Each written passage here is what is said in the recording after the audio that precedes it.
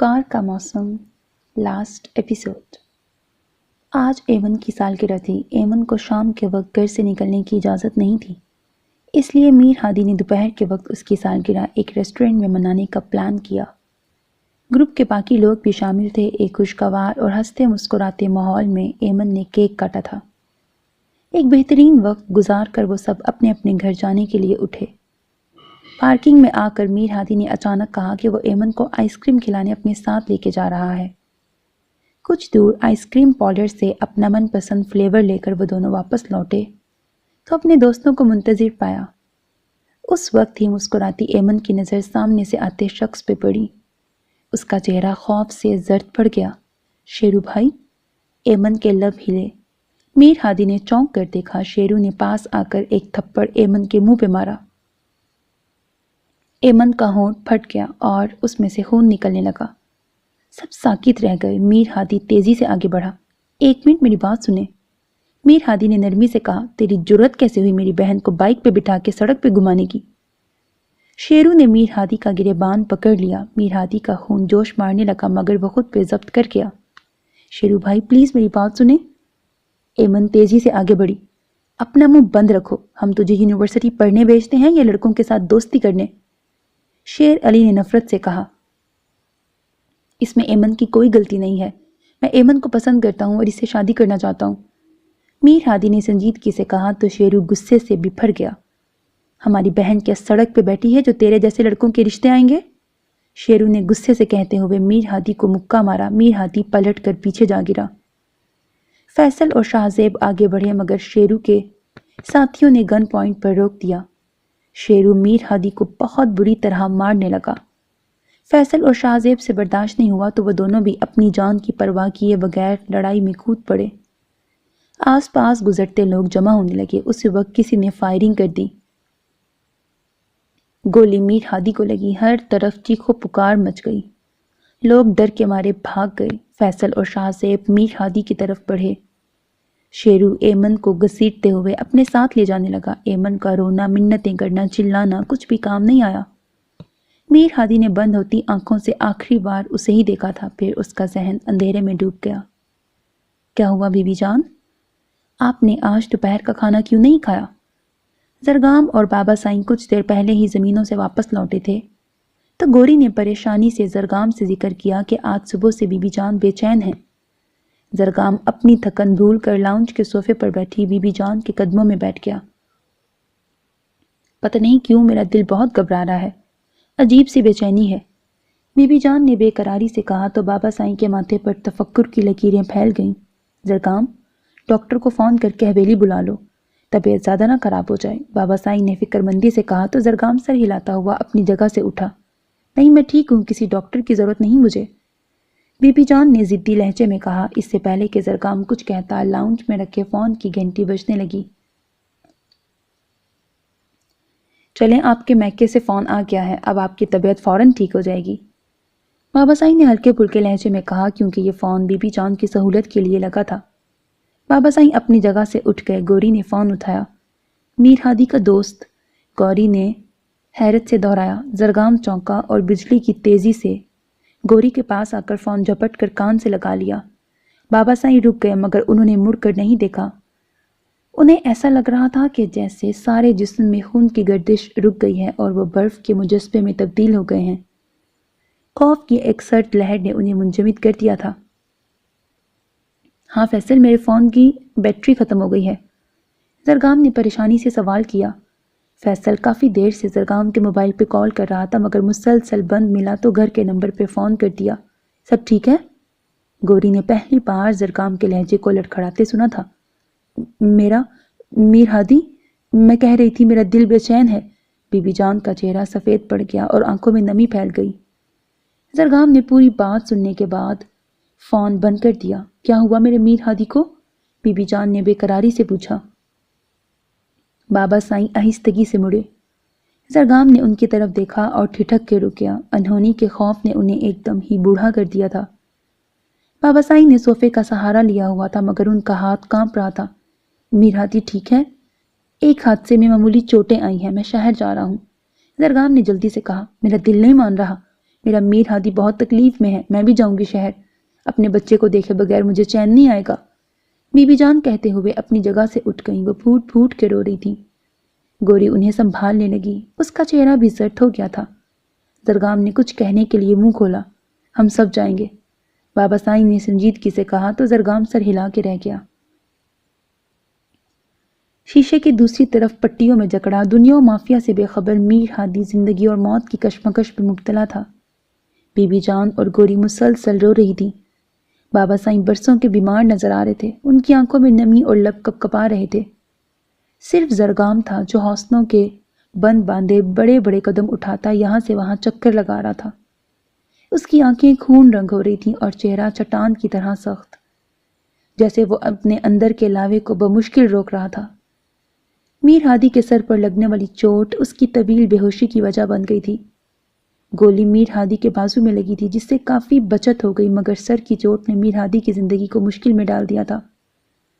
Doctors کے مطابق اس کا جلد ہوش میں آنا ضروری تھا، نہیں تو وہ کوما میں بھی جا سکتا تھا۔ بی بی جان یہ سنتے ہی سجدے میں گر گئیں۔ اللہ میری بچے کی زندگی بخش دے، میں اسے ساری دنیا سے چھپا کے رکھوں گی۔ بی بی جان کو سنبھالنا سب کے لیے بہت مشکل ہو رہا تھا۔ نہ تو وہ گھر جانے کے لیے مان رہی تھی اور نہ ہی ان کے آنسو رک رہے تھے۔ فیصل اور شاہ زیب بھی پٹیوں میں جکڑے ہوئے تھے مگر وہ چل پھر رہے تھے۔ تم دونوں نے آج دوست ہونے کا حق ادا کر دیا ہے۔ بابا سائیں نے باری باری ان دونوں کو گلے لگا لیا۔ یونیورسٹی کے باقی لوگ بھی میر ہادی کی خبر لینے آ رہے تھے۔ فیصل اور شاہ زیب کی زبانی زرگام اور بابا سائیں ساری بات جان چکے تھے، مگر ابھی ان کے نزدیک میر ہادی کی زندگی سے آگے کچھ نہیں تھا، اس لیے وہ صرف اسی فکر میں مبتلا تھے۔ بابا سائیں نے صدقے اور خیرات کرنے کا حکم دیا۔ بی بی جان اور گوری کے ساتھ ساتھ دور کسی گھر کے ایک تاریک کمرے میں ایمن بھی میر ہادی کی زندگی کے لیے نفل پڑ رہی تھی۔ اسے مہوش کے ذریعے سب خبریں مل رہی تھیں۔ زہرا بھی بھائی کے بارے میں سن کر کراچی سے آ رہی تھی۔ دعا کرو گوری کہ میرا بھائی ٹھیک ہو جائے، نہیں تو میں ساری دنیا کو آگ لگا دوں گا، تہس نہس کر دوں گا۔ زرگام نے شیشے کے پار لیٹے وجود پر نظر جمائے پاس کھڑی گوری سے سرد لہجے میں کہا تو وہ لرز گئی۔ وہ جانتی تھی کہ میر ہادی وہ طوطا ہے جس میں ان سب کی جان قید تھی۔ شیر علی! اعجاز نے پوری طاقت سے چیخ کر بیٹے کو پکارا۔ شیر علی جو ایمن کو گھر لا کر بری طرح مار رہا تھا، باپ کے پکارنے پر رک گیا اور غصے سے بہن کو ایک طرف دھکا دے دیا۔ ایمن زمین پر گری۔ کونے میں خوف زدہ کھڑی بلقیس تیزی سے بیٹی کی طرف بڑھی اور اسے سہارا دے کے اٹھانے لگی۔ ابا، اگر اپنی لاڈلی اور اکلوتی بیٹی کی سلامتی چاہتے ہیں تو جلد از جلد اس کی شادی کر دیں، نہیں تو میں… شیر علی نے زمین پر تھوکتے ہوئے کہا، میں ابھی زندہ ہوں، سب دیکھ لوں گا۔ اعجاز نے حوصلے سے کہا، مگر اندر سے وہ بیٹے کی سرکشی سے ڈرا ہوا تھا۔ شیر علی کی نسبت بڑا بیٹا ریحان ہمدرد اور اچھی فطرت کا مالک تھا، جو اس وقت آفس میں تھا۔ اگر دیکھتے تو آج یہ نوبت نہ آتی۔ شیر علی بکتا جھکتا گھر سے باہر نکل گیا۔ بلقیس روتی ہوئی ایمن کو سنبھال کر کمرے میں لے گئی۔ ایمن بیٹا، اعجاز نے کمرے میں داخل ہو کر دکھی انداز میں پکارا تو ایمن بستر سے تیزی سے اتر کر باپ سے لپٹ گئی۔ اعجاز اس کا سر تھپکنے لگا۔ ابا! ایمن بری طرح رو رہی تھی۔ وہ لڑکا کون ہے؟ اعجاز نے آہستگی سے پوچھا تو ایمن خاموش ہو کر تھوڑا پیچھے ہٹ گئی اور آہستہ آواز میں اپنے والدین کو میر ہادی کے بارے میں بتانے لگی۔ اعجاز اور بلقیس اس کی بات سن کر گہری سوچ میں گم ہو گئے۔ بیٹا، اگر ایسی کوئی بات تھی تو اس لڑکے کو گھر رشتہ لے کے آنا چاہیے تھا، اس طرح سڑکوں پہ پھرنا غلط ہے۔ اعجاز نے سنجیدگی سے کہا تو ایمن نے شرمندگی سے سر جھکا لیا۔ ابا، میرا یقین کریں، آج پہلی بار ہم قریبی مارکیٹ میں آئس کریم کھانے گئے، آج سے پہلے کبھی ایسا نہیں ہوا تھا۔ ایمن نے اعتراف کیا، جو بھی ہے، شیر علی کا غصہ اپنی جگہ جائز ہے، ہاں اسے تم پہ ہاتھ نہیں اٹھانا چاہیے تھا۔ اعجاز نے گہرا سانس لے کے کہا اور پھر کمرے سے باہر نکل گئے۔ ایمن بے بسی سے ماں کے چہرے کو دیکھنے لگی جس پر پہلے ہی پریشانی رقم تھی۔ رات کو ریحان واپس آیا تو شیر علی نے اسے بھی بڑھا چڑھا کر ساری بات بتائی۔ وہ بھی غصے میں آ گیا، مگر جب اعجاز نے اسے اصل حقیقت سے آگاہ کیا تو ریحان کا غصہ ٹھنڈا ہوا۔ پتہ نہیں وہ لڑکا اب کس حال میں ہوگا۔ ریحان کو پہلی فکر یہ لاحق ہوئی تھی۔ اسی سوچ میں اعجاز بھی گم تھا، مگر وہ کسی سے کہہ نہیں رہا تھا۔ پہلے ہی شیر علی کی حرکات کی وجہ سے آئے روز پولیس ان کے گھر پہنچ جاتی تھی. ان کے گھرانے کو محلے میں اچھی نظر سے نہیں دیکھا جاتا تھا. اعجاز جانتا تھا کہ اس صورتحال میں کوئی بھی اچھا رشتہ ایمن کے لیے نہیں آ سکتا، مگر وہ یہ بات شیر علی عرف شیرو کو نہیں سمجھا سکتا تھا. بی بی جان کے طویل سجدے کا فیض تھا یا سب کی مانگی گئی دعائیں رنگ لائیں. بالآخر میر ہادی کو ہوش آ گیا. یہ سنتے ہی بی بی جان اور زہرا شکرانے کے نفل پڑھنے میں مشغول ہو گئیں. گوری تینوں بچوں کے ساتھ لاہور کے گھر پہ تھی. زہرا بھائی کے بارے میں سن کر فوراً کراچی سے آ گئی تھی. اس کا بھی رو رو کے برا حال تھا. میر ہادی کو اگلے دن روم میں شفٹ کر دیا گیا. سب گھر والے اس کا ہر ممکن خیال رکھ رہے تھے. میرے بچے یخنی پی لو، کتنے کمزور ہو گئے ہو. بی بی جان نے میر ہادی کو پچکارتے ہوئے کہا. اس کی طبیعت پہلے سے بہتر تھی مگر وہ ابھی ہاسپٹل سے ڈسچارج نہیں ہوا تھا. بی بی جان مجھے یخنی اچھی نہیں لگتی. میر ہادی نے منہ بسور کے کہا. بیٹا یہ صحت کے لیے ہے، مزے لینے کے لیے نہیں. چل شاباش، بی بی جان نے کہا اور چمچہ بھر کے اس کے منہ میں ڈال دیا. آپ ہر روز کیوں آ جاتی ہیں بی بی جان؟ میں اب ٹھیک تو ہوں. میر ہادی نے فکر مندی سے ماں کے چہرے کی طرف دیکھا تھا. میر ہادی کے ساتھ ہونے والے حادثے کے بعد سے وہ سب شہر میں اپنی ذاتی گھر میں رہائش پذیر تھے. کتنی دعاؤں اور منتوں کے بعد تمہیں ہوش میں دیکھا ہے. میرا بس چلے تو ایک لمحے کے لیے بھی تمہیں اپنی نظروں سے دور نہ ہونے دوں. بی بی جان نے روندے ہوئے لہجے میں کہا. اس وقت دروازہ کھلا اور زرگام کے ساتھ بابا سائیں کمرے میں داخل ہوئے. کیسا ہے میرا شیر؟ بابا سائیں نے نرمی سے اس کا ہاتھ تھام کر ہونٹوں سے لگایا. بہت پریشان کیا میں نے آپ سب کو، میر ہادی نے شرمندگی سے کہا. پریشان تو اب تمہارے دشمن ہوں گے، زرگام نے خونخوار لہجے میں کہا. میر ہادی چونک گیا. زرگام لالا پلیز. میر ہادی نے کچھ کہنا چاہا مگر زرگام نے ہاتھ اٹھا کے اسے روک دیا. میر ہادی کیا اس واقعے کے بعد تم ایمن سے محبت کرنا چھوڑ دو گے؟ زرگام نے پوچھا. کبھی نہیں، کیونکہ میں اپنے دل کے ہاتھوں مجبور ہوں. میر ہادی نے سنجیدگی سے کہا. بالکل اسی طرح میں بھی اپنے دل کے ہاتھوں مجبور ہوں میرے بھائی. مجھے مت روکو. میرا وعدہ رہا کہ کسی کو جانی نقصان نہیں پہنچاؤں گا، مگر تمہارے ہر زخم کا حساب لیے بغیر تو مجھے بھی چین کی نیند نہیں آئے گی، زرگام نے کہا اور کسی کی سنے بغیر کمرے سے باہر نکل گیا. اسے روکیں، بی بی جان نے پریشانی سے کہا. آتش فشاں کو کون روک سکا ہے؟ بابا سائیں نے اطمینان سے کہا اور میر ہادی کے سر پر لگے زخم کو غور سے دیکھنے لگے. وہ صبر کا درس دینے والوں کو کیسے بتاتے کہ جتنے زخم میر ہادی کے جسم پہ لگے ہیں اتنے ہی زخم ان کی روح پہ لگے ہیں، جس کا مداوع وقت کے علاوہ کوئی اور نہیں کر سکتا تھا. مگر اس وقت کو آنے میں ابھی بہت وقت لگنا تھا. انہوں نے اپنے دوست کو کال کی. وہ جو ڈی ایس پی تھا، میر ہادی موت کے منہ سے واپس آیا تھا. وہ شیر علی کو اتنی آسانی سے معاف نہیں کر سکتے تھے. شام کے وقت شیرو گھر کے صحن میں ریحان اور اعجاز کے ساتھ بیٹھا ہوا تھا. ایمن کے لیے آئے ایک رشتے کو لے کر بحث ہو رہی تھی. شیرو اپنے بھائی اور باپ کو منانے کی کوشش میں تھا کہ جلد از جلد ایمن کو رخصت کر دیا جائے. اعجاز کشمکش کا شکار تھا. وہ بیٹی کی مرضی سے شادی کرنا چاہتا تھا مگر اپنے دونوں بیٹوں کے سامنے کمزور پڑ رہا تھا. اسی وقت دروازے پر زوردار دستک ہوئی. شیرو نے چونک کر دیکھا. کس کی جرأت ہے کہ شیر علی کے دروازے پر اتنی اونچی دستک دے؟ شیرو اکڑ کر اٹھا اور جھٹ سے دروازہ کھول دیا. ایک زور کا ہاتھ اس کے منہ پہ پڑا اور وہ لڑکھڑا کے پیچھے ہوا. زرگام دروازے کو ٹھڈا مار کر کھولتے ہوئے اندر داخل ہوا. شیرو جس کا قد بمشکل 5 فٹ تھا اور مناسب جسامت کا مالک تھا، وہ اپنے سامنے کھڑے لمبے تڑنگے شخص کو دیکھ کر حیران رہ گیا، جس کی شخصیت بڑی ہی روبدار تھی. کون ہو تم؟ شیرو نے گھبرا کے پوچھا. تم شیرو ہو؟ زرگام نے اسے گھورتے ہوئے سوال کیا تو شیرو نے اسبات میں سر ہلایا. تصدیق ہوتے ہی زرگام نے شیرو کو لاتوں اور گھوسوں پر لے لیا. اس کے باپ اور بھائی نے آگے بڑھنے کی کوشش کی مگر زرگام کے گن مین نے وہاں ہی روک دیا. اسی وقت اندر والے کمرے سے ایمن اور اس کی ماں روتے ہوئے آگے بڑھی. پلیز زرگام لالا، میرے بھائی کو چھوڑ دیں. ایمن نے روتے ہوئے ہاتھ جوڑے تھے. زرگام فوراً رک گیا اور زمین پہ گرے شیرو کو نفرت سے دیکھتے ہوئے بولا. اگر دوبارہ میرے بھائی کی طرف آنکھ اٹھا کے بھی دیکھا تو زمین میں زندہ گاڑ دوں گا. زرگام نے روتی ہوئی ایمن کے سر پہ ہاتھ رکھا اور تیزی سے وہاں سے چلا گیا. شیر علی خون تھوکتے ہوئے بمشکل اٹھا. ایمن اندر چلی گئی. تم نے کس سے لڑائی لے لی ہے؟ یہ تو بہت ٹھیک ٹھاک قسم کے لوگ لگ رہے ہیں، اعجاز نے پریشانی سے کہا تو شیرو نے نفرت سے زمین پہ تھوکا. ہوگا تو وہی جو میں چاہوں گا۔ شیر علی کی اکڑ اپنی جگہ پر قائم تھی۔ اگلے دن پولیس ایک بار پھر شیر علی کے دروازے پر آئی اور میر ہادی پر جان لیوا حملہ کرنے کے جرم میں پکڑ کر لے گئی۔ اعجاز اور ریحان سر پکڑ کے رہ گئے کیونکہ اس بار سامنے والی پارٹی بڑی مضبوط تھی۔ شیر علی کی ضمانت ہونا آسان نہیں تھا۔ وہ پولیس اسٹیشن کے چکر پر چکر لگانے لگے مگر شیر علی کے رہائی کی کوئی صورت نظر نہیں آ رہی تھی۔ میر ہادی ہسپتال سے ڈسچارج ہونے کے بعد حویلی آ گیا۔ ڈاکٹرز نے اسے مکمل آرام کرنے کا مشورہ دیا تھا۔ اس کی پڑھائی کا بہت خرچ ہو رہا تھا مگر اس کی صحت سے آگے کچھ نہیں تھا۔ حویلی میں سب اس کے آگے پیچھے رہتے تھے۔ میر ہادی کو فیصل اور شاہ زیب کے ذریعے شہر کی سب خبریں تو مل رہی تھیں مگر اس کا ایمن سے کوئی رابطہ نہیں ہوا تھا جس کی وجہ سے وہ بہت پریشان تھا۔ ایک مہینہ ایسے ہی گزر گیا۔ میر ہادی کے زخم بھر گئے۔ وہ واپس شہر جانے کا سوچ رہا تھا۔ شہر جانے سے پہلے وہ بابا سائیں سے بات کرنا چاہتا تھا کہ ایمن کے گھر رشتہ لے کے جائیں۔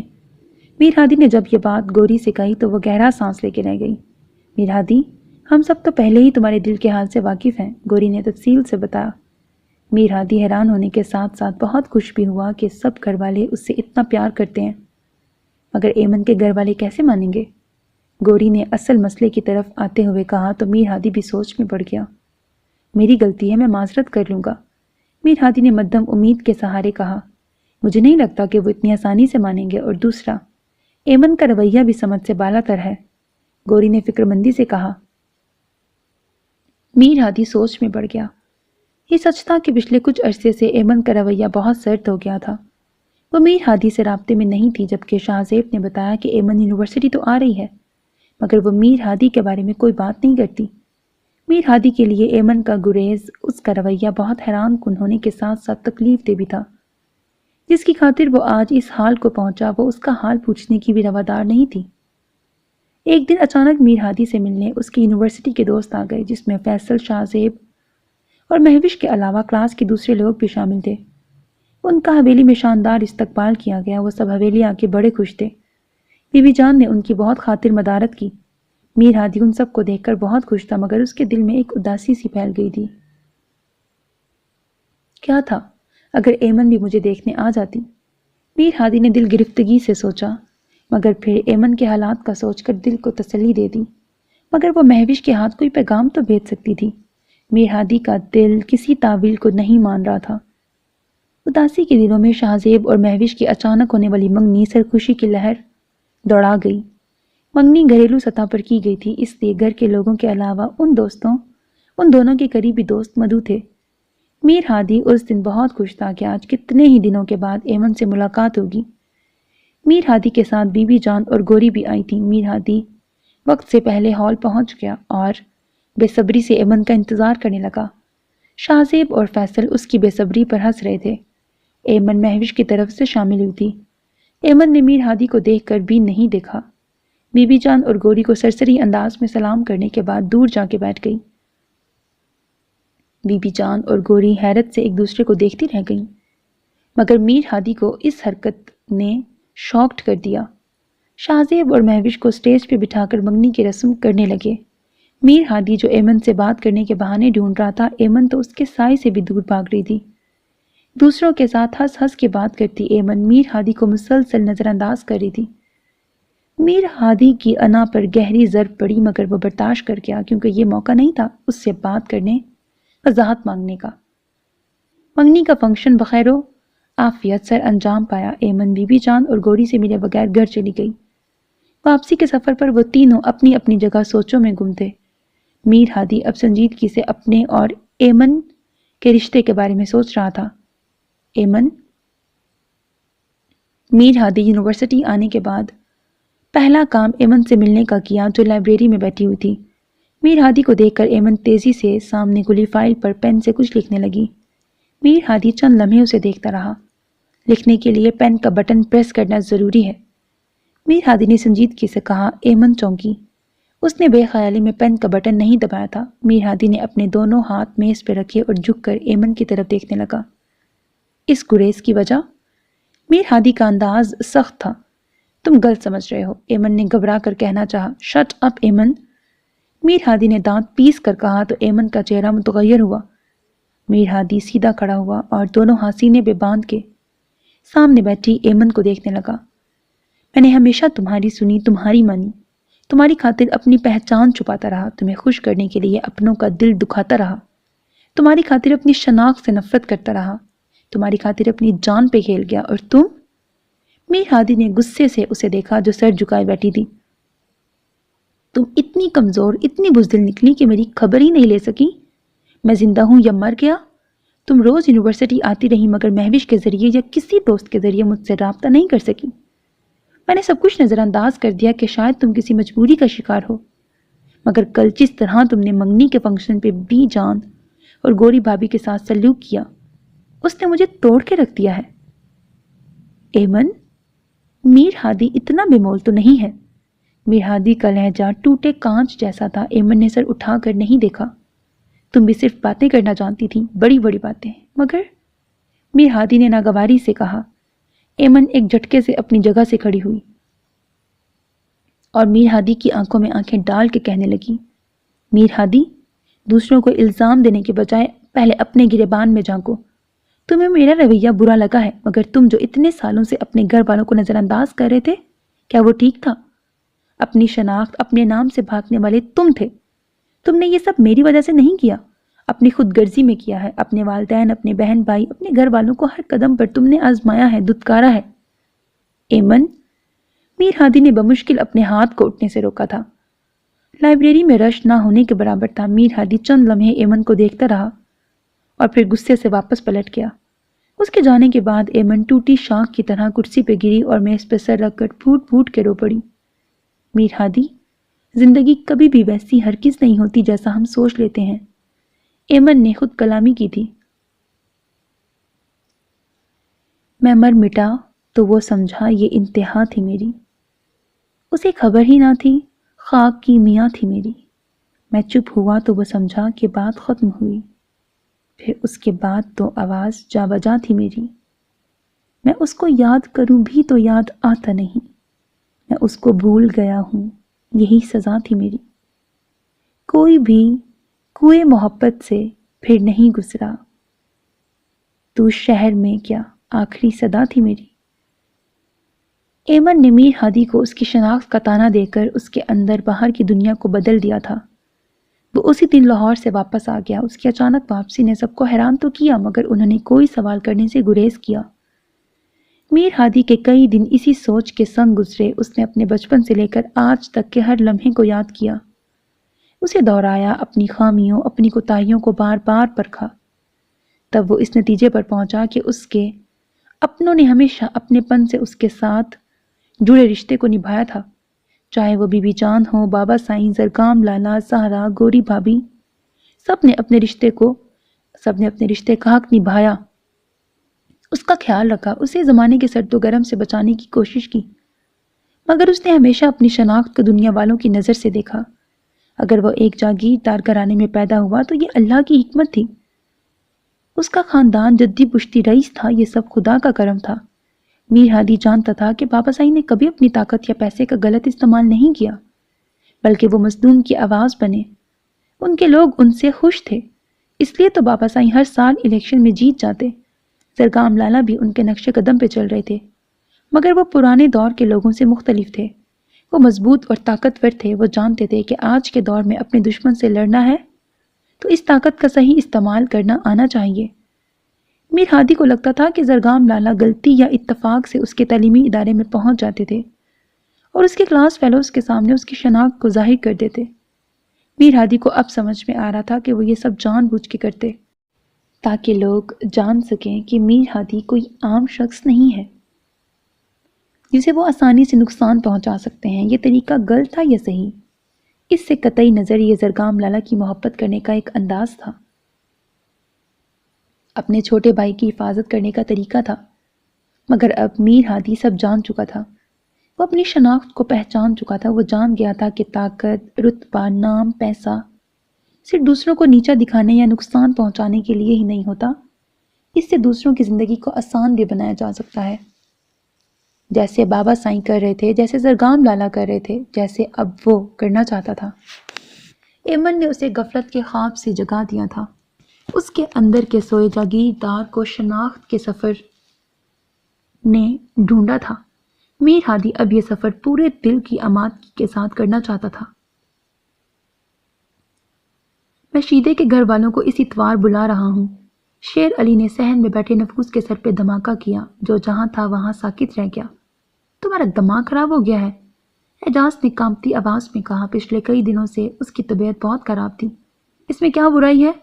شیر علی نے ناگواری سے کہا۔ وہ نالائق گلی کا گنڈا میری بیٹی کے لیے رہ گیا ہے، اعجاز نے غصے سے کہا۔ اف ابا، سوچ لیں، اس گھر میں کون سا کسی شہزادے کا رشتہ آنا ہے؟ شیر علی نے منہ بنا کر کہا اور گھر سے نکل گیا۔ شیر علی کو بہت مشکل سے بابا سائیں کی منت سماجت کرنے کے بعد معافی ملنے پر وہ جیل سے رہا ہوا تھا، مگر رہا ہونے کے باوجود اس کی اکڑ کم نہیں ہوئی تھی۔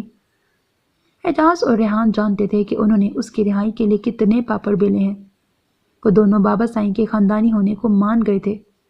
اعجاز اور ریحان جب بابا سائیں سے ملنے ان کی حویلی گئے تو ان کی شان و شوکت دیکھ کر دنگ رہ گئے۔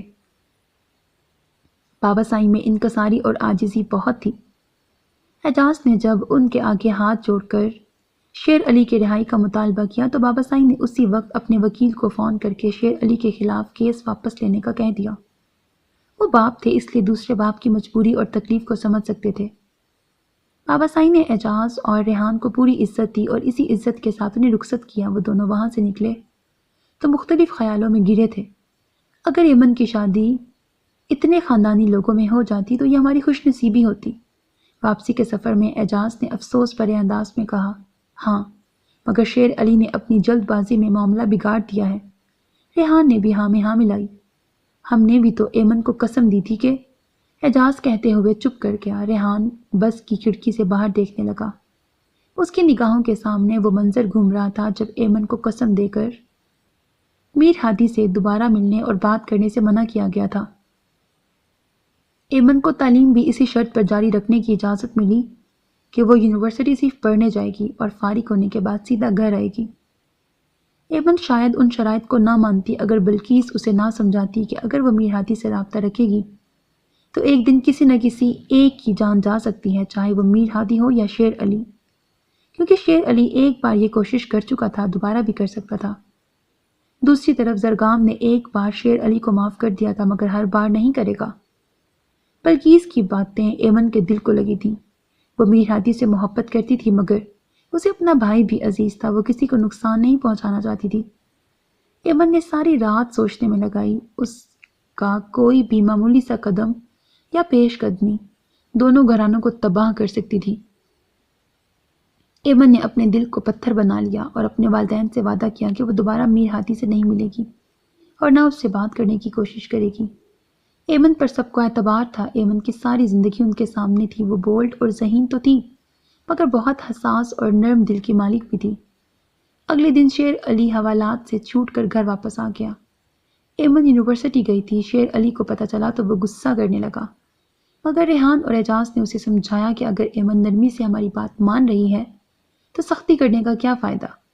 اس وقت تو شیر علی چپ کر گیا، مگر وہ دل میں کچھ ٹھان چکا تھا، اس لیے اس واقعے کے 3 مہینے بعد وہ ایمن کے لیے شیدے کا رشتہ لے آیا، جو شیر علی کی طرح ہی محلے کا بدماش تھا۔ اس کی تعلیم بھی نہ ہونے کے برابر تھی، مگر اس کے پاس حرام کا پیسہ بہت تھا۔ اسی چیز میں شیر علی کو دلچسپی تھی۔ داد بنتی ہے، بڑا کام کیا ہے ہم نے۔ دست بردار ہوئے تو مڑ کے نہ دیکھا اس کو۔ صحن سے آتی اونچی آوازیں سن کر اپنے کمرے میں بیٹھی ایمن بے ساختہ رو پڑی۔ وہ پہلے ہی اپنے اندر سر اٹھاتے جذبے سے لڑتے ہوئے کمزور پڑ رہی تھی۔ دوسرا، اسے میر ہادی کی بے اعتنائی مارنے لگی تھی۔ میر ہادی اس کی طرف دیکھتا بھی نہیں تھا، جیسے وہ کہیں بھی نہیں ہے۔ پہلے ایمن اس کی نگاہوں کا مرکز تھی، اب ایمن کے علاوہ ہر چیز اس کی توجہ حاصل کر چکی تھی۔ ایمن کا زیادہ تر وقت لائبریری میں گزرتا۔ میر ہادی بھی اب کم کم نظر آتا تھا۔ ایمن نے مہوش کو سختی سے منع کر رکھا تھا کہ وہ میر ہادی کے بارے میں اس سے کوئی بات نہیں کرے گی، اس لیے ایمن کو اندازہ نہیں تھا کہ میر ہادی کن سرگرمیوں میں مصروف رہنے لگا ہے۔ وہ بس اپنے اندر راکھ اڑاتے محبت کے جذبے کو ہر روز جلتے اور بجھتے دیکھتی۔ اس کے بس سے سب کچھ باہر تھا۔ وہ اللہ سے دعا کرتی کہ کوئی موت سا ہو اور میر ہادی اس کا مقدر بن جائے۔ اس کی دعا نصیب بدل سکتی تھی یا نہیں یہ اسے نہیں معلوم تھا، مگر کسی دوسرے مرد کا تصور اس کی سانس روکنے کے لیے بہت تھا۔ وہ آنے والے وقت سے خوف زدہ تھی۔ اس کے اندر کی ساری ہمت اور طاقت میر ہادی کی جدائی نے ختم کر کے رکھ دی تھی۔ وہ خود کو بہت کمزور اور بے بس محسوس کرتی۔ یہ اس کی حالت سے صرف بلقیس اور مہوش ہی واقف تھی، اور دونوں ہی اس کے لیے کچھ کرنا چاہتی تھی، مگر کیسے، یہ ابھی وقت نے طے کرنا تھا۔ میر ہادی ایک مختلف حلیے میں تیزی سے کمرے سے باہر نکلا اور سیڑھیاں اتر کر نیچے آیا تو لاؤنج میں بیٹھی بی بی جان تسبیح گھماتے ہوئے ایک دم رک گئی۔ گوری جو اپنے بچے کو شرارت پہ ڈانٹ رہی تھی، وہ حیرت کی تصویر بن کے کھڑی کی کھڑی رہ گئی۔ میر ہادی کو زرگام سے ملتے جلتے حلیے میں دیکھ کر جو جہاں تھا وہ وہاں ہی رہ گیا۔ میر ہادی؟ بی بی جان نے حیرت سے پوچھا۔ میر ہادی نے مایا لگی شلوار قمیض پہنی ہوئی تھی۔ بی بی جان کو یاد ہے کہ میر ہادی کو کتنی سخت چڑ تھی ایسے کپڑوں سے۔ اف بی بی جان، مجھے اکڑے ہوئے کپڑے زہر لگتے ہیں۔ ان کے کانوں میں میر ہادی کی آواز گونجی۔ کندھے پر کالی شال ڈالے، سنجیدہ چہرہ، چڑی ہوئی تیوری، وہ بالکل زرگام اور بابا سائیں کی طرح لگ رہا تھا۔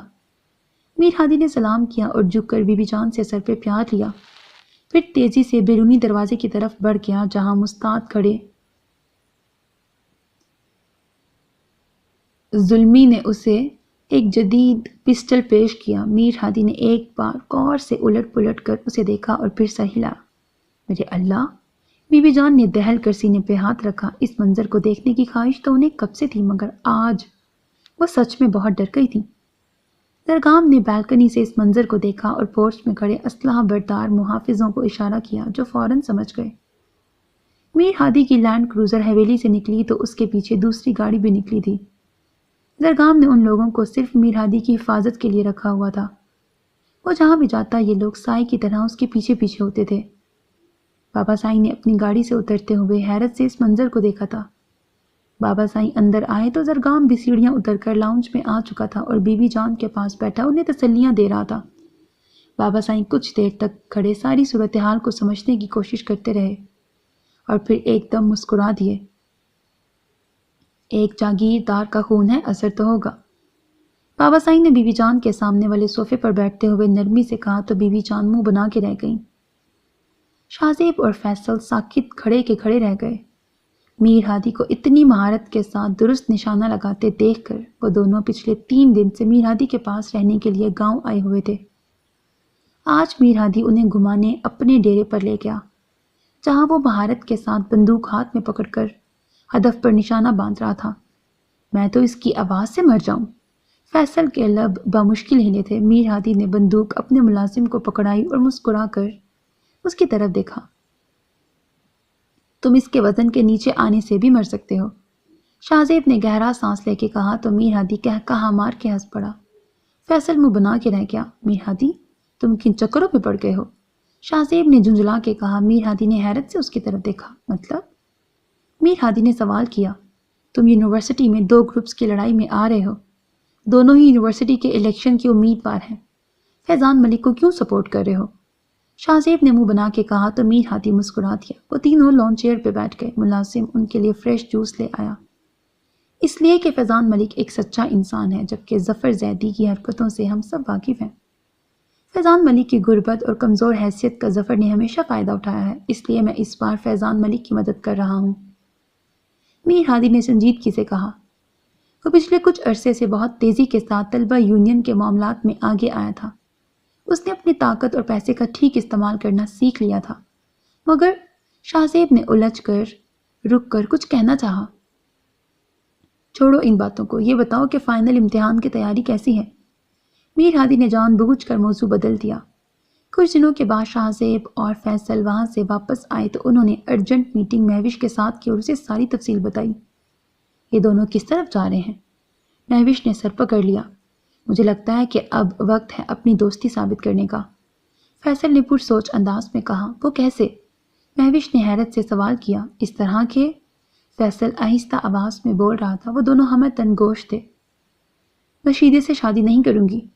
ایمن فائنل امتحانوں کے بعد فارغ تھی جب گھر میں اس کی شادی کی باتیں ہونے لگیں۔ ایمن چاہتی تھی کہ وہ کوئی جاب ڈھونڈ لے، مگر اسے گھر سے باہر جانے کی اجازت نہیں مل رہی تھی۔ باپ اور بھائیوں کے درمیان ہر روز شیدے کے رشتے کو لے کر ہونے والی بحث نے اس کے صبر کا پیمانہ لبریز کر دیا تھا۔ آخر اس کا قصور کیا تھا سوائے میر ہادی سے محبت کرنے کے؟ وہ محبت جسے وہ اپنے گھر والوں کی عزت اور سلامتی کے لیے قربان کر چکی تھی، مگر اس کی خاموشی کو کمزوری سمجھ کر غلط فیصلے کیے جا رہے تھے جو اس کی برداشت سے باہر تھا۔ تمہاری اتنی جرت! شیر علی نے سامنے کھڑی بہن کو گھورا۔ ایمن اپنے کمرے میں جاؤ، اعجاز نے نرمی سے کہا۔ ابا، میں نے آپ لوگوں کی ہر بات مانی ہے، جیسا کہا ویسا ہی کیا، پھر مجھے سزا کیوں دی جا رہی ہے؟ ایمن نے رودے ہوئے انداز میں کہا۔ ایسا نہیں ہے، یہ صرف شیر علی کی سوچ ہے۔ ریحان نے فوراً کہا۔ ہماری عزت کو سڑک پہ رولنے کے بعد پوچھ رہی ہوں کہ قصور کیا ہے؟ شیر علی غصے سے بولا۔ ایمن نے سر اٹھا کر ایک سنجیدہ نگاہ بھائی پہ ڈالی۔ آج اس کی آنکھوں میں خوف نہیں تھا۔ شیر علی چونک گیا۔ شیرو بھائی، آپ کی وجہ سے جب پولیس آئے روز ہمارے دروازے پہ آتی ہے تو کیا والدین کی عزت پہ حرف نہیں آتا؟ آپ کی غیر اخلاقی سرگرمیاں ہمارا سر نیچا نہیں کرتی؟ کیا عزت صرف بہن بیٹی پر زور زبردستی کرنے کا نام ہے؟ مرد کا کوئی فعل عزت کو کم یا زیادہ نہیں کرتا۔ اگر یہ سچ ہوتا تو آج آپ کی ایسی حرکتوں کے باوجود محلے میں ہماری بھی عزت ہوتی، مگر ایسا نہیں ہے۔ اس لیے ثابت ہوا کہ عزت مرد اور عورت دونوں کے غلط عمل سے خراب ہوتی ہے، صرف بیٹیاں ہی اس کی ذمہ دار نہیں۔ ایمن نے سنجیدگی سے کہا۔ شیر علی اپنی جگہ سے اٹھا اور اس نے ایمن کو مارنے کے لیے ہاتھ اٹھایا، جب پاس کھڑی بلقیس نے بیٹے کا ہاتھ تھام لیا۔ شیر علی ہکا بکا ماں کی طرف دیکھنے لگا۔ بلقیس نے اسی پر بس نہیں کیا، اس نے لگاتار کئی تھپڑ بیٹے کے منہ پہ مارے۔ اعجاز اور ریحان حیرت سے گنگ دیکھتے رہ گئے۔ شیر علی تو پتھر کا بت بن کے کھڑے کا کھڑا رہ گیا۔ تم نے کیا سمجھ رکھا ہے؟ بار بار میری بیٹی پہ ہاتھ اٹھاتے ہو؟ بلقیس نے خونخوار لہجے میں کہا۔ اماں! شیر علی حیرت سے ماں کے تیور دیکھ رہا تھا جو زخمی شیرنی کی طرح اس پہ جپٹنے کے لیے تیار کھڑی تھی۔ شیر علی، مت بھولو کہ اس کوکھ سے میں نے صرف بیٹے ہی نہیں بیٹی بھی پیدا کی ہے۔ میرے لیے میرے تینوں بچے برابر ہیں۔ پہلے ایمن کی غلطی تھی، تم نے اسے مارا، میں چپ رہی، بلکہ آپ سب نے ایمن پہ پابندی لگائی، اس کی منت سماجت کے بعد پڑھائی مکمل کرنے کی اجازت دی۔ اس کی چھوٹی سی غلطی پر گھر کے تینوں مرد خدا بن بیٹھے، جبکہ گھر کا بیٹا باہر کیا کرتا پھر رہا ہے، وہ کسی سے چھپا ہوا نہیں ہے۔ مگر آج تک اسے کس نے روکا؟ کس نے سزا دی؟ کس نے پابندی لگائی؟ صرف عورت ہونے کو کمزوری کیوں سمجھ لیا جاتا ہے؟ بلقیس نے غصے سے کہا۔ شیر علی سر جھکا کر واپس کرسی پہ بیٹھ گیا۔ ریحان اور اعجاز بھی چہرے سے شرمندہ نظر آ رہے تھے۔ بلقیس نے ایک نظر ان سب پہ ڈالی۔ یہ سب میری غلطی ہے، میں نے شیر علی کو آزادی دی، اس پہ نظر نہیں رکھی۔ اعجاز نے شرمندگی سے کہا تو شیر علی نے تڑپ کر بوڑھے باپ کی طرف دیکھا جس کا سر جھکا ہوا تھا۔ کیا میں سچ میں آپ سب کے لیے شرمندگی کا باعث ہوں؟ شیر علی نے افسردگی سے کہا۔ کیا تم نہیں جانتے؟ ریحان نے اس کی طرف دیکھ کر سوال کیا۔ ہاں، میں مانتا ہوں کہ میں تمہاری طرح اچھا اور لائق بیٹا نہیں بن سکا۔ میں تمہاری طرح پڑھائی میں اچھا نہیں تھا، اس لیے ہر سال فیل ہو جاتا، جبکہ تم ٹاپ کر کے سب کی تعریف اور پیار سمیٹ لیتے۔ ایمن بھی تمہارے نقش قدم پر چلنے لگی، تم دونوں پڑھائی میں تیز تھے، میں احساس کمتری کا شکار ہونے لگا۔ تم دونوں میرا مذاق اڑاتے، مجھ پہ ہنستے، مجھے اپنے سے کمتر سمجھتے۔ ایمن مجھ سے 2 سال چھوٹی ہے، جبکہ تم مجھ سے صرف 1 سال بڑے ہو، مگر ہمارے درمیان صدیوں کا فاصلہ رہا، ہم تینوں کبھی دوست نہیں بن سکے۔ تم دونوں کے پاس آپس میں باتیں کرنے کے لیے بہت کچھ ہوتا تھا، میں احمقوں کی طرح بس منہ دیکھتا رہ جاتا۔ میں تم دونوں کو اچھائی اور پڑھائی کے معاملے میں شکست نہیں دے سکتا تھا، اس لیے میں نے دوسری راہ چنی، طاقت کی راہ۔ مجھے لگتا تھا کہ لوگوں پر روب جما کر طاقت کا استعمال کر کے میں تم سب سے آگے نکل جاؤں گا، تم سب کو دبا لوں گا، مگر… شیر علی کی آنکھیں بھیگ گئیں۔ اس نے اپنے سرخ گال پہ ہاتھ رکھا جہاں ابھی بھی ماں کے مارے تھپڑ کا نشان باقی تھا۔ کاش اماں یہ تھپڑ آپ مجھے پہلے مار دیتی۔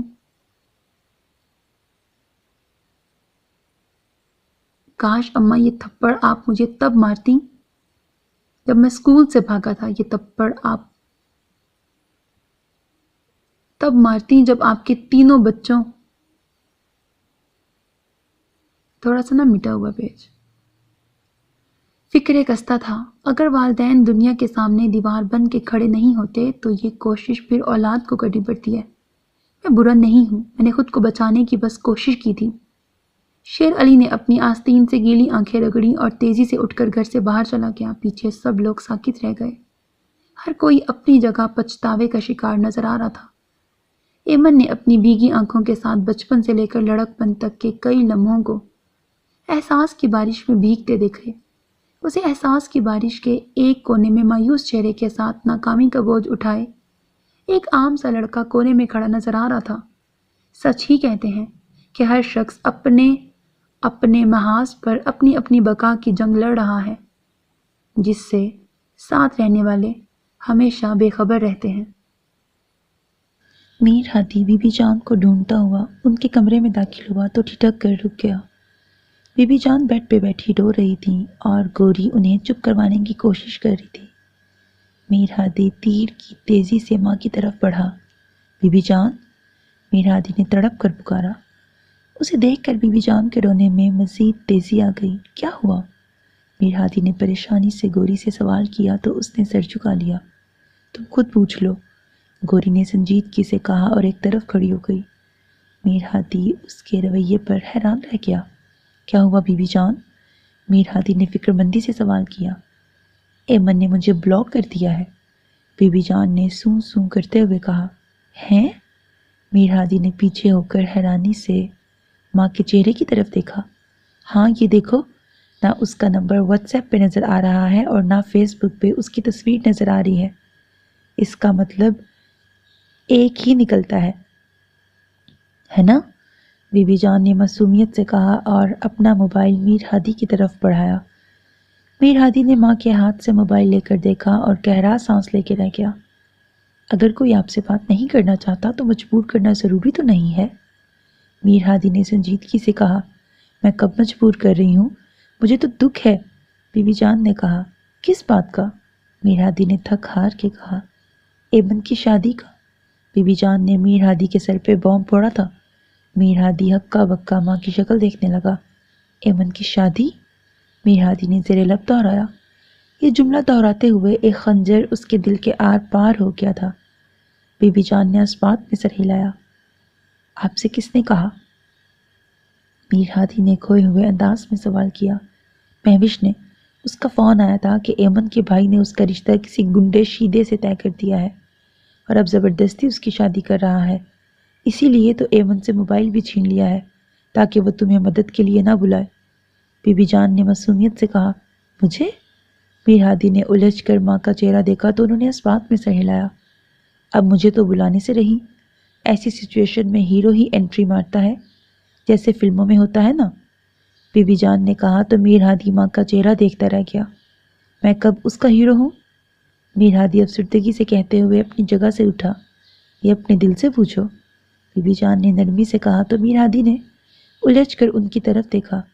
میر ہادی، زندگی بار بار موقع نہیں دیتی، محبت میں ناراضگی بری نہیں مگر محبت میں بدگمانی گناہ ہے، ایمن سے بدگمان مت ہو۔ بی بی جان کی باتوں نے میر ہادی کے ذہن کی بند کھڑکیوں کو کھول دیا تھا۔ وہ جو پچھلے کئی مہینوں سے ایمن سے بدگمان ہو کر آگے بڑھنے کی کوشش کر رہا تھا، آج اسے احساس ہوا کہ وہ تو ابھی بھی وہاں ہی کھڑا ہے۔ میر ہادی تیزی سے مڑا اور لمبے لمبے ڈگ اٹھاتا کمرے سے باہر نکل گیا۔ بی بی جان، گوری نے پاس آ کر پکارا تو بی بی جان نے چونک کر اس کی طرف دیکھا۔ کمال کی اداکاری کی، گوری خوشی سے ساس کے گلے لگ گئی تو بی بی مسکرا دی۔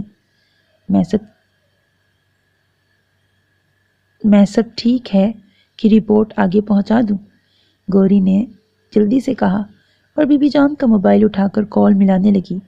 بی بی جان نے بھی فوراً سر آگے کیا۔ دونوں ساس بہو ایک موبائل کے قریب کان کیے دوسری طرف کی بات سن رہی تھی۔ وہ میرا نام لیے جائے اور میں اس کا نام، لہو میں گونج رہا ہے پکار کا موسم۔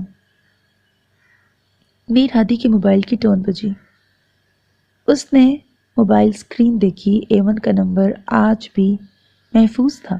اس نے جلدی سے میسج کھولا۔ میسج میں بس یہ شعر لکھا ہوا تھا، پکار کا موسم۔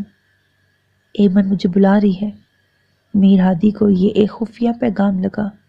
اس نے اسی وقت شہر جانے کا فیصلہ کر لیا تھا۔ میر ہادی کی گاڑی تیزی سے پورٹ سے ہوتی بیرونی گیٹ سے باہر نکلی تھی۔ ٹیرس پہ کھڑے کافی پیتے زرگام نے بھائی کو جاتے ہوئے دیکھا تھا اور مخصوص انداز میں سیٹی بجائی تو اس کے حکم کی منتظر دوسری گاڑی تیزی سے میر ہادی کی پیچھے چلی گئی۔ شاباش، آپ نے ہر کام وقت پر کیا ہے، گوری نے شوق ہو کر شوہر سے کہا تو سرگام نے سرد نگاہ اس پہ ڈالی۔ گوری فوراً سنجیدہ ہو گئی۔ مجھے تو یہ سمجھ میں نہیں آ رہا کہ اتنا ڈرامہ کرنے کی کیا ضرورت تھی۔ سیدھا سیدھا رشتے کے لیے جاتے، گھر والے مانتے تو ٹھیک، ورنہ لڑکی کو لے آتے اور مسجد میں نکاح کروا دیتے، میں دیکھتا کون روکتا۔ زرگام نے جذباتی انداز میں کہا تو گوری نے منہ بنا کے اس کی طرف دیکھا۔ یہ ڈرامہ اس لیے کیا کہ پہلے جن کی شادی ہونی ہے وہ دونوں تو مان جائیں۔ آپ لڑکی اور لڑکے کو نکاح کے لیے مسجد لے جاتے اور پتہ چلتا کہ دونوں ایک دوسرے کو دیکھنا بھی نہیں چاہتے، شادی تو دور کی چیز ہے۔ گوری نے منہ بنا کر کہا تو زرگام اسے دیکھنے لگا۔ خیر ایسی بھی بات نہیں، دونوں کو دیکھ کر صاف پتہ چلتا ہے کہ محبت کرتے ہیں۔ زرگام نے لاپرواہی سے کہا دوسروں کی بڑی خبر ہے، کبھی میرے دل کی بھی خبر رکھ لیا کریں۔ گوری نے منہ بنا کے کہا مطلب؟ زرگام نے اسے گھورا۔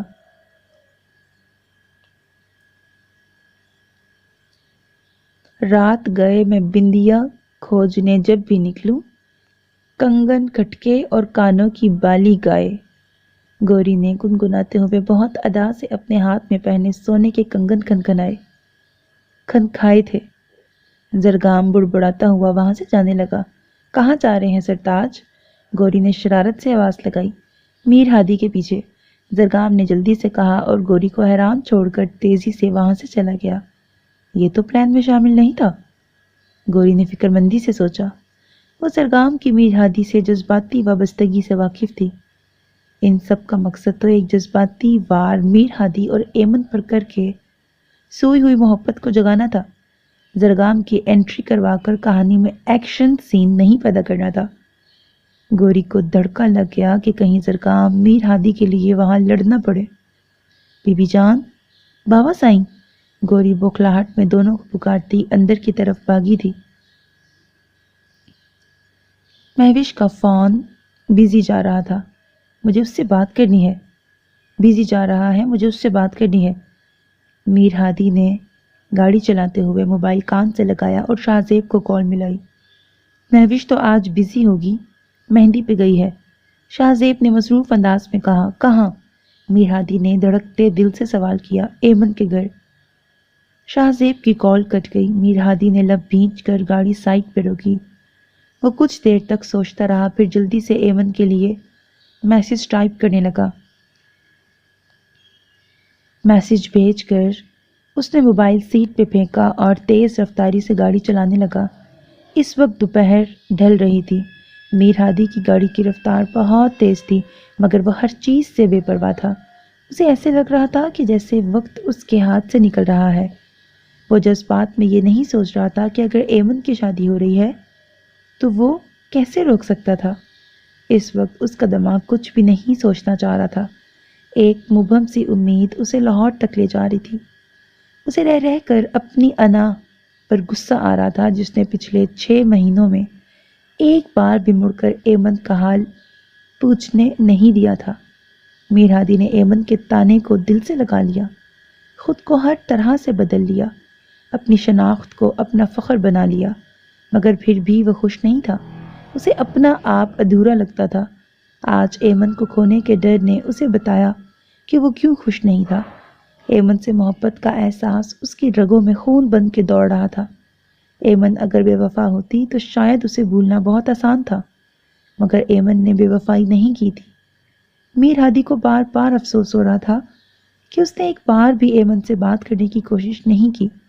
کیوں وہ اتنی تلخ ہو گئی تھی؟ اس کی کون سی مجبوری ایسی تھی کہ وہ اس سے دور چلی گئی؟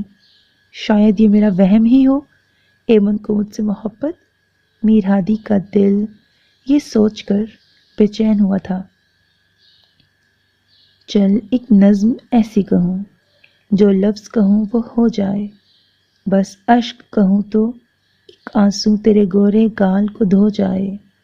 میں آ لکھوں تو آ جائے، میں بیٹھ لکھوں تو آ بیٹھے، میرے شانے پر سر رکھے تو، میں نیند کہوں تو سو جائے، میں کاغذ پر تیرے ہونٹ لکھوں، تیرے ہونٹوں پر مسکان آئے، میں دل لکھوں تو دل تھامے، میں گم لکھوں وہ کھو جائے، تیرے ہاتھ بناؤں پینسل سے، پھر ہاتھ پہ تیرے ہاتھ رکھوں، کچھ الٹا سیدھا فرض کروں، کچھ سیدھا الٹا ہو جائے، میں آہ لکھوں تو ہائے کرے، بے چین لکھوں بے چین ہو تو، پھر میں بے چین کا بے کاٹوں، تجھے چین ذرا سا ہو جائے، ابھی عین لکھوں تو سوچے مجھے، پھر شین لکھوں تجھے کچھ کچھ ہو، میں عشق لکھوں تجھے ہو جائے۔ ایمن دھندلائی آنکھوں سے موبائل کی اسکرین کو پچھلے 15 منٹ سے دیکھ رہی تھی۔ ایمن آج نظر لگ جانے کی حد تک پیاری لگ رہی تھی۔ اس کا حسن آج غضب ڈھا رہا تھا۔ ایمن نے ہلکے گلابی رنگ کا گوٹے کی ناری سے سجا لہنگا پہنا ہوا تھا۔ اس کے سلکی بال آج کھلے ہوئے تھے، ہاتھوں میں سفید پھولوں کے گجرے تھے، کانوں میں گولڈن جھمکے، ماتھے پہ چھوٹی سی بندیا جو اس کی روشن پیشانی پر چاند کی طرح چمک رہی تھی۔ ایمن، کیا ہوا؟ مہوش اپنا لہنگا اور دوپٹہ سنبھالتی پھولوں سے بھرا تھال اٹھائے کمرے میں داخل ہوئی تو ایمن کو روتے ہوئے دیکھ کر ٹھٹک گئی۔ ایمن نے چونک کر اس کی طرف دیکھا اور پھر نفی میں سہ ہلا دیا۔ چلو مہمان آ گئے ہیں، مہوش نے آہستگی سے کہا تو ایمن نے اس بات میں سہ ہلایا۔ میر ہادی شام ڈھلے جب لاہور پہنچا تو فیصل اور شاہ زیب اس کی بتائی مطلوبہ جگہ پر انتظار کر رہے تھے۔ میر ہادی گاڑی سے نیچے اتر کر ان دونوں سے گلے ملا اور انہیں ایمن کے گھر چلنے کا کہنے لگا۔ تم بارات لے کے جا رہے ہو؟ فیصل نے حیرانی سے سوال کیا تو میر ہادی نے الجھے انداز میں اس کی نظروں کے تعاقب میں دیکھا اور پھر گہرا سانس لے کے رہ گیا۔ کچھ دور لینڈ کروزر میں زرگام کے پیچھے محافظ موجود تھے۔ ان کی فکر چھوڑو، ہمیں ابھی ایمن کے گھر جانا ہے۔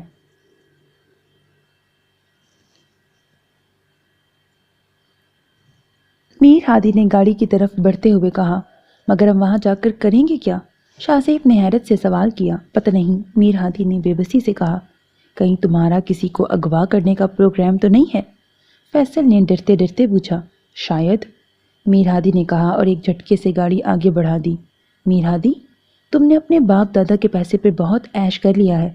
تم ایسے کام کر کے شہید ہو بھی جاؤ تو خیر ہوگی، مگر میرے بھائی، میری غریب جوانی کہ شب و روز پہ رحم کھا، مجھے کچھ پیسہ کما کے تھوڑا عیش تو کرنے دے۔ حسرت لے کے مر گیا تو میری روح بدروح بن کے تیری حویلی میں بسیرا ڈال لے گی۔ فیصل نے پچھلی سیٹ سے آواز لگائی مگر میر ہادی نے کان لپیٹ لیے تھے۔ یا اللہ، انصاف کرنا۔ فیصل نے گاڑی کی چھت کو دیکھتے ہوئے دعا کی۔ شاہ زیب نے ایک سنجیدہ نظر ساتھ بیٹھے میر ہادی پہ ڈالی اور پھر زیر لب مسکراتا ہوا گاڑی سے باہر دیکھنے لگا۔ میر ہادی کی بڑی سی گاڑی ایمن کے محلے میں آ کے رکی تو آس پاس گزرتے لوگ حیرت سے دیکھنے لگے۔ میر ہادی نے سامنے دیکھا، ایمن کا گھر برقی کمکموں سے سجا ہوا تھا اور گھر سے ڈھولکی بجانے کی آوازیں آ رہی تھیں۔ گلی میں ٹینٹ لگا ہوا تھا جہاں مردوں کے بیٹھنے کا انتظام کیا تھا۔ ابھی بھی وقت ہے، سوچ لے میرے بھائی، فیصل نے ڈرے ہوئے لہجے میں کہا۔ میر ہادی اپنی طرف کا دروازہ کھول کر نیچے اتر گیا۔ اوئے، آگے کا کیا سین ہے؟ فیصل نے جلدی سے شاہ زیب سے رازداری سے سوال کیا۔ آگے اللہ کے بھروسے، میں نے بس یہاں تک کا اسکرپٹ لکھا تھا۔ شاہ زیب نے کندھے اچکا کے کہا۔ یار غدار، مروا دیا عین موقع پہ۔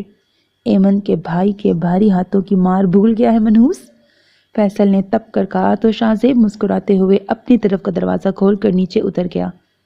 سچ کہا ہے کسی نے کہ دوستی ہمیشہ سوچ سمجھ کے کرنی چاہیے۔ فیصل بڑبڑاتا ہوا گاڑی سے نیچے اترا۔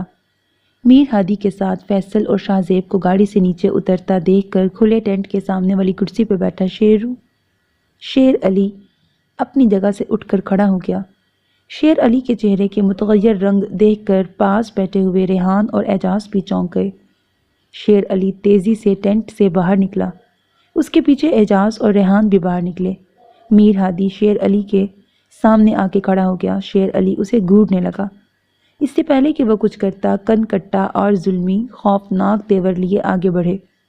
انہیں دیکھ کر ریحان اور اعجاز چونک گئے اور انہیں سمجھ میں آ گیا کہ شیر علی کیوں تیزی سے اٹھ کر باہر آیا تھا۔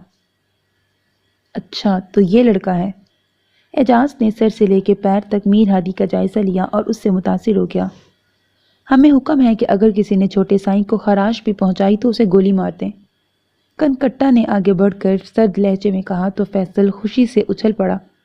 جیو کنکٹا بھائی، اگر تمہارا چہرہ دیکھنے میں منحوس نہ لگتا تو میں ضرور بوسہ لے کر خراج تحسین پیش کرتا، فیصل نے کہا تو کنکٹا نے اسے سرخ آنکھوں سے گھورا۔ فیصل ڈر کے پیچھے ہٹ گیا۔ اس تماشے کی وجہ جان سکتا ہوں؟ شیر علی نے سرد لہجے میں سوال کیا۔ شیر علی مجھے بات کرنے دو، اعجاز نے سختی سے کہا اور شیر علی کو ہاتھ سے پیچھے کر کے میر ہادی کے سامنے کھڑا ہو گیا۔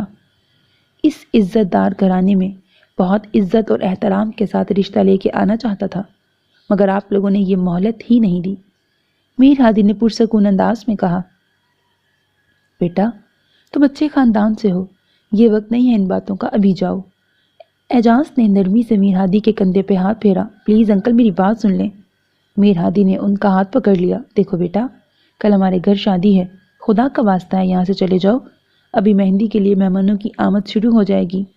اعجاز نے منت کرتے ہوئے کہا، انکل آپ نے جہاں اپنی بیٹی کا رشتہ طے کیا ہے کیا وہ مجھ سے بہتر ہے؟ کیا آپ کی بیٹی اس رشتے سے راضی ہے؟ ایمن کا رشتہ؟ اعجاز حیرت سے اسے دیکھنے لگا۔ ریحان اور شیر علی بھی چونک گئے۔ میں عزت دار طریقے سے آپ کی بیٹی کا ہاتھ نہیں مانگ سکتا، کیا یہ جرم ہے؟ میر ہادی نے انہیں بولنے کا موقع فراہم کیے بغیر اگلا سوال کیا۔ بندوق اٹھا کر بھی ہمارا ہیرو پڑھا لکھا ہی رہا، افسوس، صد افسوس۔ فیصل نے شاہزیب کے کان کے پاس کہا تو اس نے کوہنی ماری۔ فیصل منہ بناتا پیچھے ہٹ کے کھڑا ہو گیا۔ مگر اعجاز نے کچھ کہنا چاہا۔ مگر کیا انکل جی، کیا کمی ہے ہمارے لڑکے میں؟ ہاں کر دیں، نہیں تو؟ زرگام اپنے مخصوص انداز میں انٹری مارتے ہوئے بولا تو اعجاز کے چہرے پہ خوف پھیل گیا۔ میر ہادی نے سر پہ ہاتھ مارا۔ ہمیشہ غلط وقت پہ انٹری دی ہے زرگام لالا نے۔ میر ہادی نے دانت پیس کر خود کلامی کی۔ انکل جی، ہمارا لڑکا پڑھا لکھا تمیزدار، اب تو اسلحے کا استعمال کرنا بھی جان گیا ہے، بہت شاندار مستقبل ہے۔ زرگام لالا نے مونچھوں کو تاؤ دیتے ہوئے کہا، ماشاءاللہ لالا بھائی تو آج تمہاری اسلحے میں پی ایچ ڈی ثابت کر دیں گے۔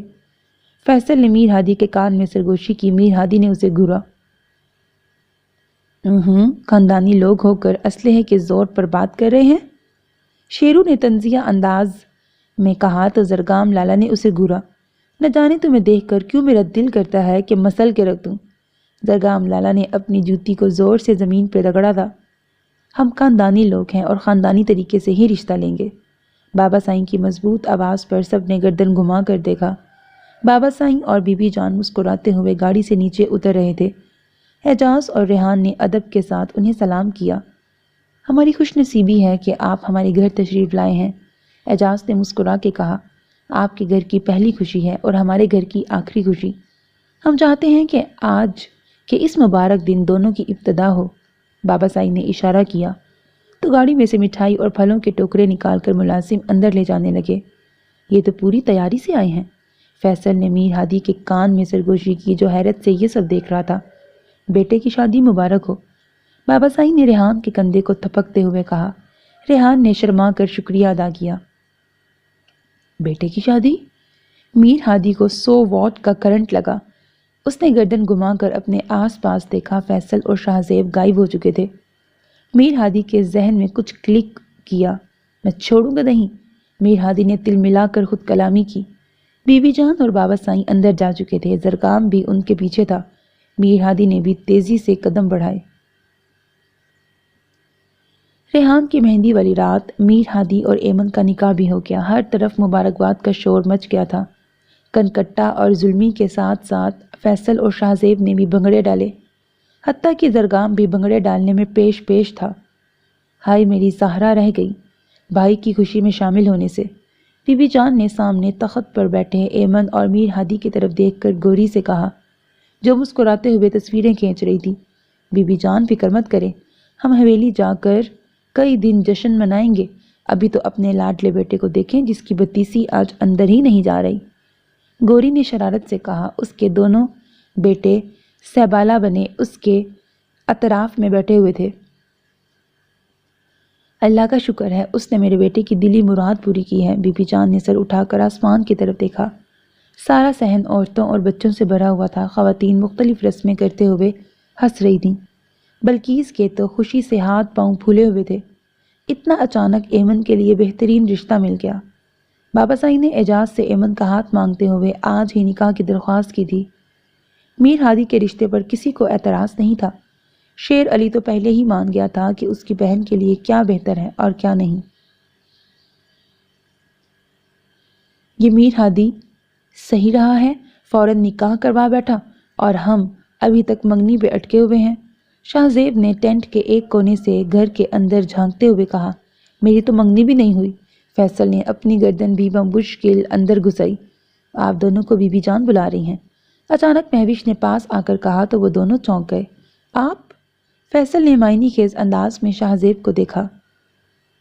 مہوش ہوں کہہ کے پلٹ گئی۔ آ جاؤ میرے شہزادو، تم تینوں کی وجہ سے آج میرے میر ہادی کے دل کی مراد پوری ہوئی ہے، بی بی جان نے محبت سے کہا تو مہوش ان کے گلے لگ گئی۔ بی بی جان، ہم نے صرف ایک چھوٹی سی کوشش کی تھی، اللہ سچی نیت جانتا تھا، اس ذات نے راستہ بنا دیا، شاہ زیب نے عاجزی سے کہا۔ شاہ زیب کو وہ دن یاد آیا جب ان تینوں نے میر ہادی اور ایمن کو ملانے کے لیے پلان بنایا اور اس میں بی بی جان کو بھی شامل کر لیا۔ یہ تو وہ سب جانتے تھے کہ دونوں کی سوئی محبت کو جگانے کے لیے جدائی کے الیکٹرک شاک کی ضرورت ہے، اس لیے انہوں نے میر ہادی کو یہ باور کروایا کہ ایمن کی شادی زبردستی ہو رہی ہے۔ ایمن کے نمبر سے میر ہادی کو میسج مہوش نے کیا اور پھر ایمن کے موبائل سے میسج ڈیلیٹ کر دیا۔ بی بی جان کا نمبر بھی مہوش نے بلاک کیا، جس کی خبر ایمن کو نہیں ہوئی کیونکہ وہ ہر روز تو ان سے رابطہ نہیں کرتی تھی۔ Facebook I D Bibi بی جان کی طرف سے گوری نے بلاک کی۔ میر ہادی نے بی بی جان کی آئی ڈی سے ایمن کو سرچ کرنا چاہا، جو بلاک ہونے کی وجہ سے ممکن نہیں ہوا۔ میر ہادی یہی سمجھا کہ ایمن ان لوگوں سے کوئی رابطہ نہیں رکھنا چاہتی، مگر اپنے موبائل پر آئے اس کے پیغام کو دیکھ کر وہ خود کو روک نہیں پایا۔ اس وقت میر ہادی نے کچھ اور نہیں سوچا اور ایمن کی جدائی کے خیال سے بے تاب ہو کر گھر سے نکل پڑا۔ باقی سب کچھ پلان سے زیادہ قسمت کے ہاتھ میں تھا۔ قسمت نے ان کا ساتھ دیا اور وہ دونوں ایک ہو گئے۔ ایمن تو ابھی تک حیرت میں گم تھی۔ جب مہوش نے اسے آ کر بتایا کہ بابا سائیں اور بی بی جان کے لائے رشتے کو قبول کرتے ہوئے ابھی اس کا میر ہادی سے نکاح ہو رہا ہے تو اسے کچھ سمجھ میں ہی نہیں آیا کہ زندگی میں ایسا بھی ہو سکتا ہے۔ مہوش نے اسے تیار کرتے ہوئے جلدی جلدی میں مختصر ردات سنا دی تھی، جسے سن کر ایمن حیرت سے اچھل پڑی۔ مہوش نے کان پکڑ لیے۔ اس سے پہلے کہ ایمن اسے کچھ کہتی، کمرے میں داخل ہو کر گوری بھابی نے اس کے سر پر روایتی کام والا سرخ دوپٹہ ڈال دیا تھا۔ بی بی جان نے اس کا ماتھا چومتے ہوئے خاندانی کنگن پہنائے اور کئی نوٹ اس پر سے وارے تو اسے یقین آ گیا کہ اب وہ میر ہادی کی امانت ہے۔ مہندی کا فنکشن ختم ہوتے ہی بابا سائیں کی درخواست پر ایمن کی رخصتی بھی کر دی گئی۔ ایمن اپنے گھر والوں سے مل کر بری طرح رو رہی تھی۔ اعجاز کی آنکھیں تو نم تو تھیں ہی، دونوں بھائی بھی اپنی گیلی آنکھوں کو چھپا رہے تھے۔ ایک سوگوار ماحول بن چکا تھا۔ میر ہادی خوشی سے چہکتا اپنی گاڑی کے پاس کھڑا تھا۔ فیصل اور شاہ زیب، تم دونوں دوسری گاڑی میں بیٹھ جانا، میر ہادی نے حکم دیتے ہوئے کہا تو دونوں نے حیرت سے اس کی طرف دیکھا۔ شادی ہوتے ہی دوست بدل گیا۔ فیصل نے دل پہ ہاتھ رکھا تھا۔ اتنی بے مروتی؟ شاہ زیب بھی تڑپ اٹھا۔ سمجھا کرو یار، نئی دلہن ساتھ ہے، تم لوگ تو کنکٹا اور ظلمی کے ساتھ بھی بیٹھ سکتے ہو۔ میر ہادی کی طوطا چشمی عروج پہ تھی۔ یہ دن بھی دیکھتا تھا، فیصل نے منہ لٹکا کے کہا۔ یار یہ تو ایسے رو رہی ہے جیسے جیل ہو گئی ہے، میر ہادی نے چڑ کے کہا۔ جیل اسے نہیں تمہیں ضرور ہوئی ہے بھائی، فیصل نے کہا تو میر ہادی کندھے اچکا کے رہ گیا۔ اس وقت گوری ایمن کو کندھوں سے تھام کر آہستہ آہستہ کچھ کہتی گاڑی کی طرف لانے لگی۔ بابا سائیں اور زرگام لالا ایمن کے گھر والوں سے مل رہے تھے۔ میر ہادی نے جلدی سے ایک ہاتھ سے فیصل اور شاہ زیب کو پیچھے کیا اور اپنی گاڑی کا دروازہ کھول دیا۔ گوری اور ایمن پاس آئیں اور پھر آگے بڑھ گئیں۔ میر ہادی ہکا بکا رہ گیا اور جلدی سے گردن موڑ کے دیکھا۔ گوری بھابھی ایمن کو بابا سائیں کی گاڑی کی پچھلی سیٹ پہ بٹھا رہی تھی۔ یہ ناانصافی ہے، میر ہادی نے دکھی دل سے کہا، مگر فیصل اور شاہ زیب کے کہے آسمان تک جا رہے تھے۔ بابا سائیں، بی بی جان اور زرگام بھی مسکراتے ہوئے پاس آئے۔ بابا سائیں نے میر ہادی کے کندھے پر تھپکی دی اور مسکراتے ہوئے آگے بڑھ گئے۔ بی بی جان بھی ان کے ساتھ تھیں۔ لالا بھائی، ہمیں اپنی گاڑی میں بٹھا لو، فیصل نے مسکین بن کے کہا۔